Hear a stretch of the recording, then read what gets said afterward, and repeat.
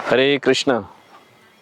तो बहुत ही महत्वपूर्ण अवसर आने वाला है इस्कॉन स्थापना दिवस, जो कि 29 जुलाई 2024 को आ रहा है। इस तिथि थी 11 जुलाई, जो डेट था 11 जुलाई 1966। न्यूयॉर्क में शिला प्रभुपाद जी, जो इस्कॉन के फाउंडर आचार्य हैं, उन्होंने इसकी स्थापना की। तो उन्होंने ये वर्ड पहली बार दिया वहाँ पे कि हम अपनी संस्था को इस्कॉन के नाम से जानेंगे। ये एक्रोनिम जो था इस्कॉन, वो पहली बार प्रभुपाद ने दिया। वैसे प्रभुपाद जी अपने पत्रों में इसका कई बार जिक्र कर चुके थे, अंतर्राष्ट्रीय कृष्ण भावनामृत संघ, कि हम एक ऐसा संघ ये है जो जिसमें कृष्ण भावना की, जो भागवतम और भगवत गीता का जो संदेश है, जैसे चैतन्य महाप्रभु प्रकट हुए आज से लगभग 550 साल पहले नदिया में, तो महाप्रभु भगवत गीता की शिक्षाओं को उसके माध्यम से लोगों को प्रचार करने आए। तो महाप्रभु बोले कि पृथ्वी ते आछे नगर आदि ग्राम, सर्वत्र प्रचार होई वो मोर नाम।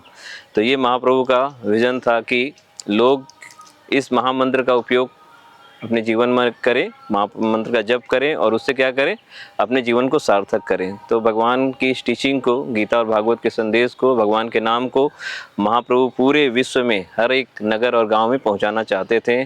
और इसी विज़न को लेकर ये इस्कॉन, जो गौड़ीय वैष्णव परंपरा है, ब्रह्म मध्य गौड़ीय संप्रदाय, तो जो आचार्य हैं हमारे इस परंपरा में, भक्ति विनोद ठाकुर ने इसका काफ़ी बड़ा प्रयास किया।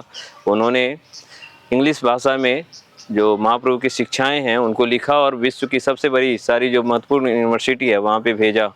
और फिर उसके बाद उनके जो बाद के जो आचार्य हुए, उनके जो पुत्र भक्ति सिद्धांत ठाकुर, उन्होंने 64 गौड़ीय मठ की स्थापना की और पूरे भारत में उन्होंने कृष्ण भक्ति का प्रचार किया, महाप्रभु की शिक्षाओं का।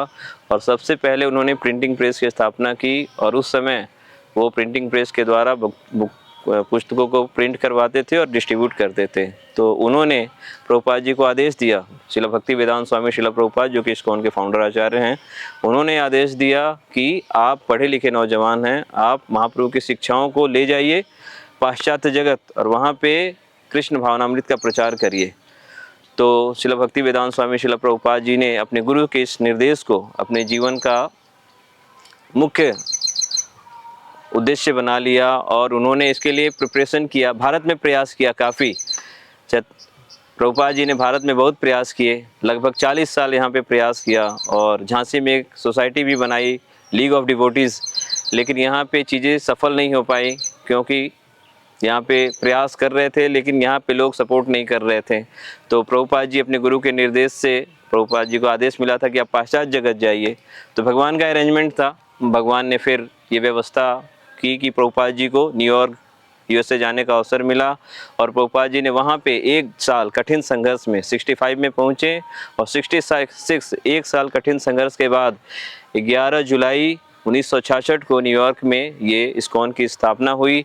और फिर प्रभुपाद जी उस समय के न्यूयॉर्क में एक सेंटर था, लेकिन प्रभुपाद जी का विज़न था, महाप्रभु ने जो विज़न दिया था कि पूरे विश्व में, तो एक सेंटर, पहला सेंटर था न्यूयॉर्क में 26 सेकेंड एवेन्यू, लेकिन प्रभुपाद जी ने नाम दिया इंटरनेशनल सोसाइटी, क्योंकि ये महाप्रभु का उद्देश्य था, महाप्रभु इसको करना चाहते थे।